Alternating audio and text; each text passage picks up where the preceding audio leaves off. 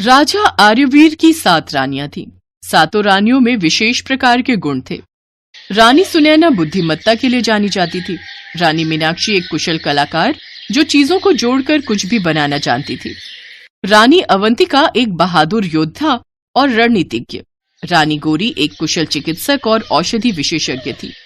रानी काव्या जानवरों की भाषा समझ लेती थी। रानी भूमिका कृषि और पर्यावरण ज्ञान की विशेषज्ञ थी और रानी विशाखा एक खगोल शास्त्री और गणितज्ञ थी। रानियों की इन सभी शक्तियों के बारे में हर कोई भली भांति जानता था। सभी रानियों में आपस में बहुत प्रेम था। वे सब एक साथ मिलजुल कर रहती थीं और राज्य के कार्यभार में भी राजा आर्यवीर का हाथ बटाती थी। राजा आर्यवीर की बाकी रानियों की तो कोई संतान नहीं थी, पर सबसे बड़ी पत्नी रानी सुनैना के विराट नाम का एक पुत्र था जिसे सभी रानियां बहुत प्यार करती थी। विराट, देखो पुत्र, अगर तुम भोजन नहीं करोगे तो तुम शक्तिशाली कैसे बनोगे? चलो जल्दी से भोजन कर लो। माँ, मुझे बिल्कुल भी भूख नहीं है। अच्छा, आज हम नगर में घूमने जा रहे हैं। हमारे साथ घूमने कौन चलेगा? माँ, मुझे भी नगर घूमने जाना है। अच्छा, तो फिर घूमने के लिए तो शक्तिशाली होना बहुत जरूरी है। पेट खाली होगा तो हम घूम कैसे सकेंगे? हमें तो खूब सारा भोजन करना है ना।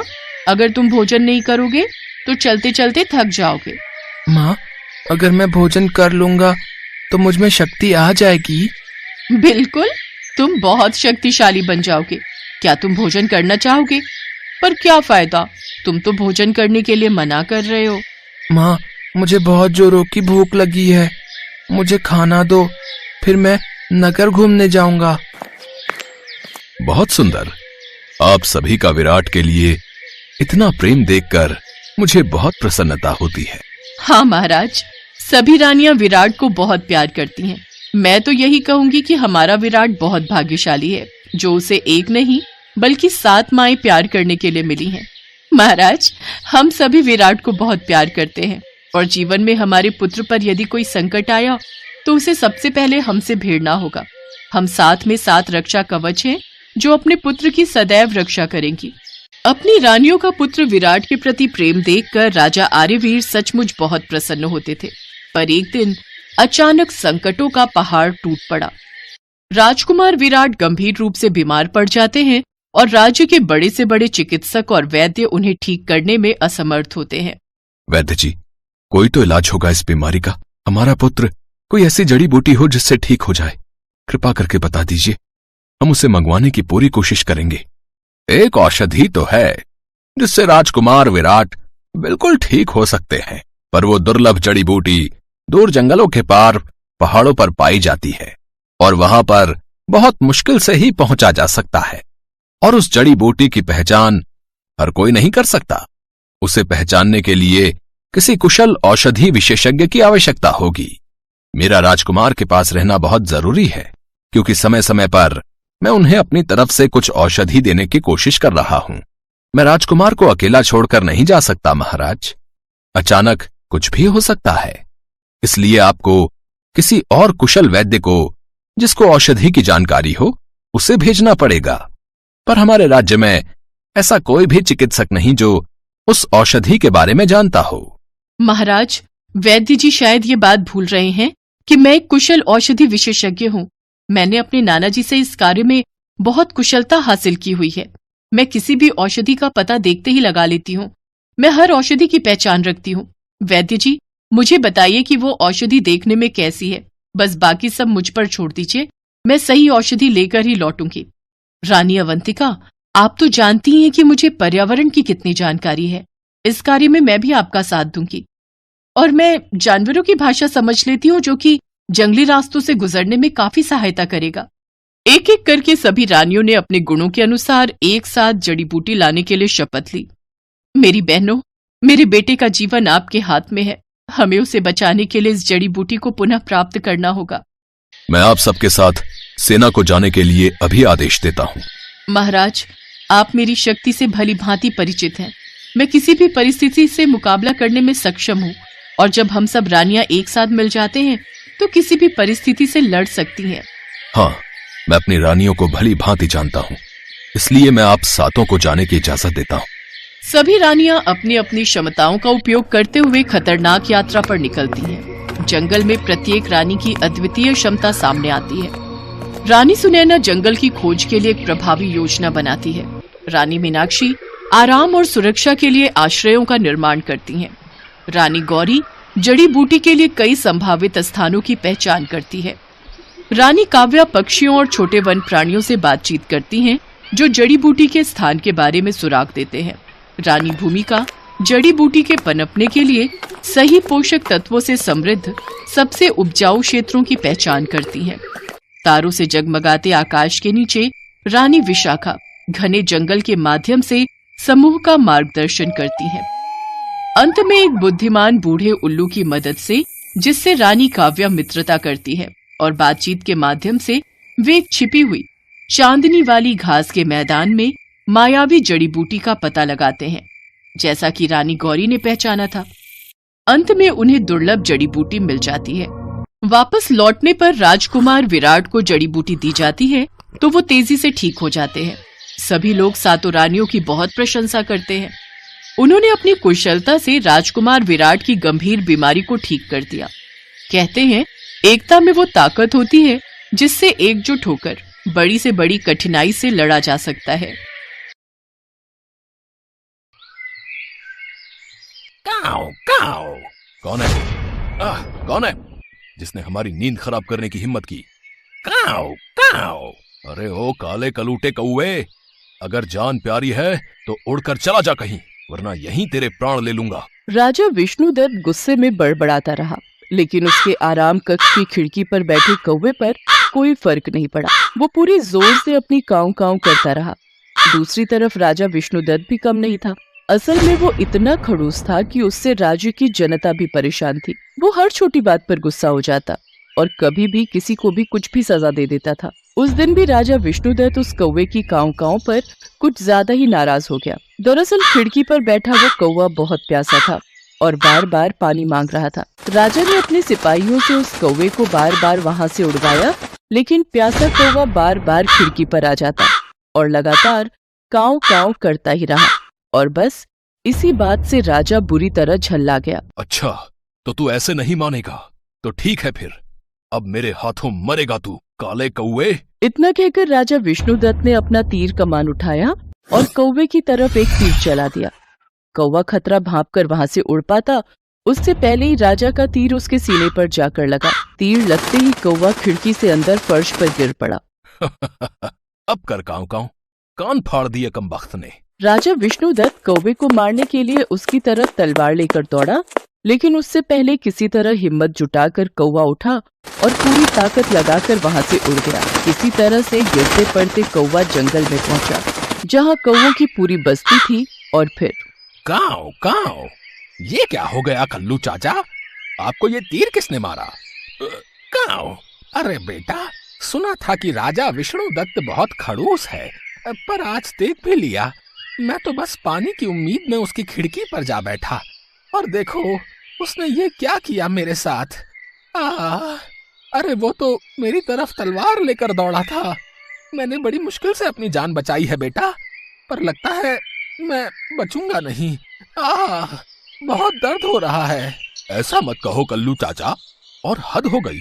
हम तो दिन भर काऊ काऊ करते हैं, हर किसी के घर जाकर बैठते हैं, पर हम पर तो कोई ऐसे तीर नहीं चलाता।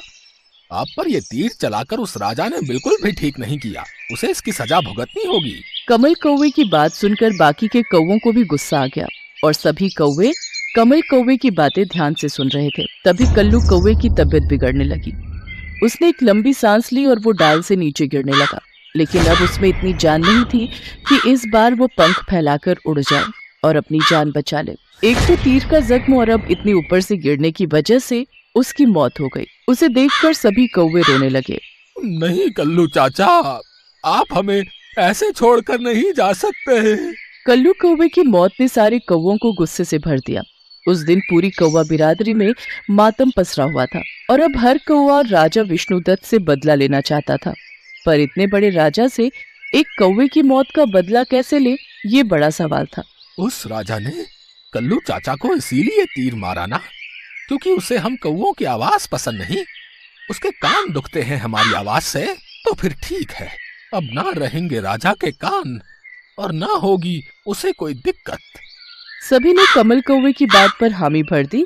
तभी एक बूढ़े कौवे ने आगे बढ़कर कहा, वो तो सब ठीक है, पर इतनी कड़ी सुरक्षा में तुम राजा को सबक सिखाओगे कैसे बेटा कमल? उसकी भी योजना है मेरे पास बाबा। कमल ने फौरन सारे कौवों को इकट्ठा किया और उन्हें अपनी योजना के बारे में बताया। थोड़ी ही देर बाद कमल कौवा बाजार के ऊपर मंडराने लगा। उसे वहां एक दुकान नजर आई जहां चाकू छुरियां तेज कराई जाती थी। कमल कौवे ने मौका देखकर वहां से एक तेज चाकू चुरा लिया। अगले दिन सारे कौवे राजा को सबक सिखाने के लिए तैयार थे। कमल कौवे की योजना के मुताबिक जंगल से तो सारे कौवे एक साथ उड़े, लेकिन महल पहुंचने से पहले सारे कौवे दो हिस्सों में बंट गए।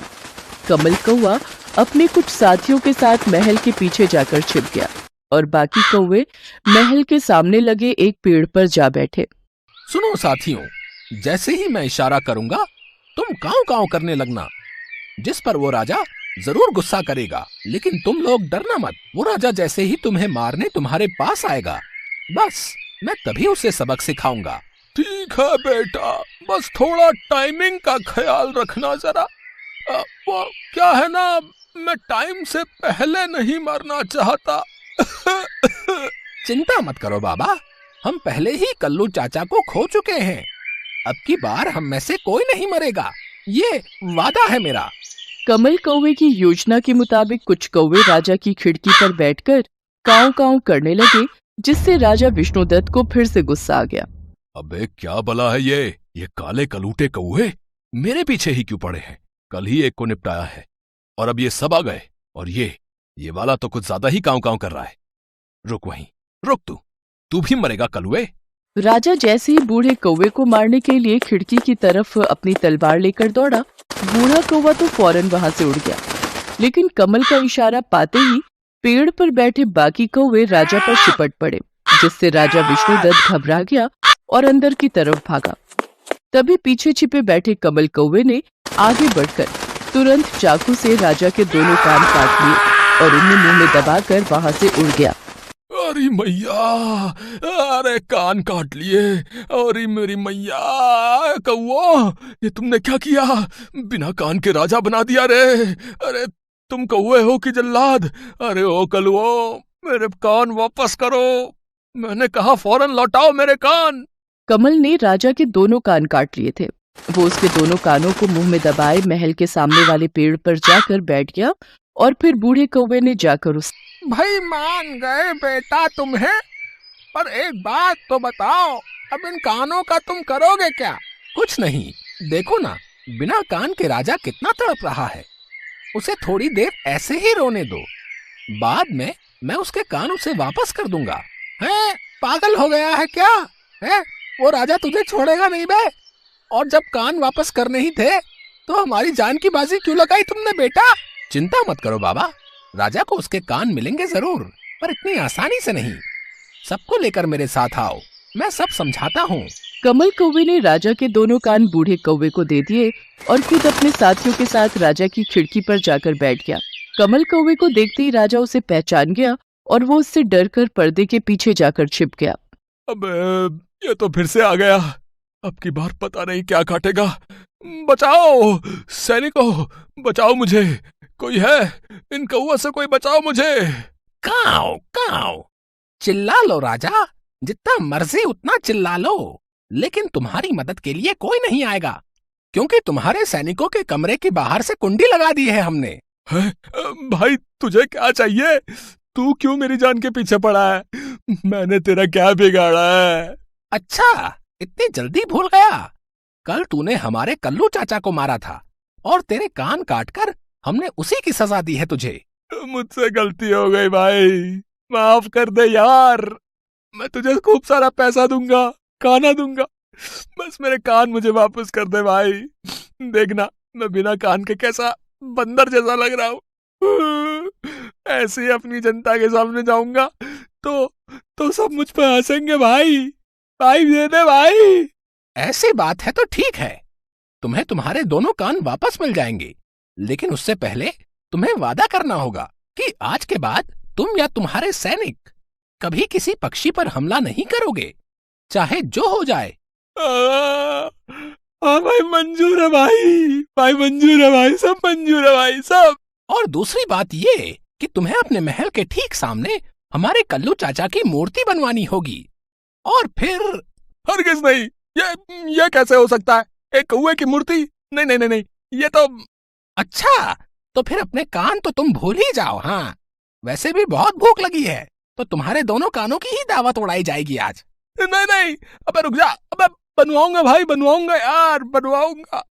जो तुम कहोगे वो करूंगा, बस मेरे कान उन्हें मत खाना और मुझे लौटा जरूर देना मेरे कान। कमल कौवे की दोनों शर्तें राजा ने मान ली, जिसके बाद उसे उसके दोनों कान वापस मिल गए। राजवैद्य ने राजा के कान वापस लगा दिए और कुछ ही दिनों के बाद राजा के महल के ठीक सामने कल्लू कौवे की मूर्ति भी राजा को लगवानी पड़ी। अब तो जब भी कौवों का मन होता तब वो कल्लू कौवे की मूर्ति पर जाकर बैठते और पूरी ताकत से काँव काँव करते, और राजा विष्णुदत्त तकिए से अपने कानों को ढक लेता, क्योंकि इसके अलावा कुछ और करने की हिम्मत उसमें अब नहीं बची।